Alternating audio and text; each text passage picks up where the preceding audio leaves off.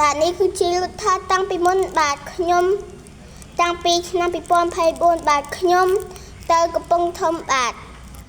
ហើយខ្ញុំទៅលេងបងប្អូនខ្ញុំម៉ាក់យាយខ្ញុំប៉ាអ៊ំខ្ញុំនៅកំពង់ធំបាទហើយពេលខែហ្នឹងខែមេសាដឹងហើយពេលមកលេងកំពង់ធំម្ដងខ្ញុំសប្បាយចិត្តណាស់បងប្អូនតែទៅផ្ទះទេបាទហើយបានជួបជុំអ៊ំពូមីន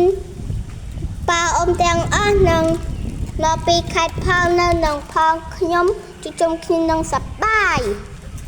ហើយក្មេងៗប្រពន្ធខ្ញុំខ្លះហើយអ្នកខ្លះថ្នាក់ខ្ពស់ជាងខ្ញុំខ្លះហើយដេកនៅផ្ទះម៉ាក់យាយខ្ញុំនឹងជុំគ្នាហ្មងហើយទៅម្ដងខ្ញុំមិនចង់មកផ្ទះទេហើយមិនទៅមិនកើតបើ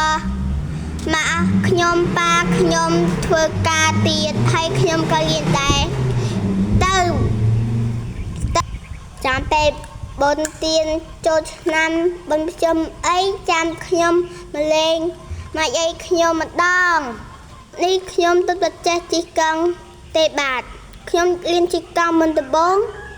ហើយទៅតែមានកង់មួយទេបាទឲ្យទៅរំចេះជិះខ្ញុំជិះ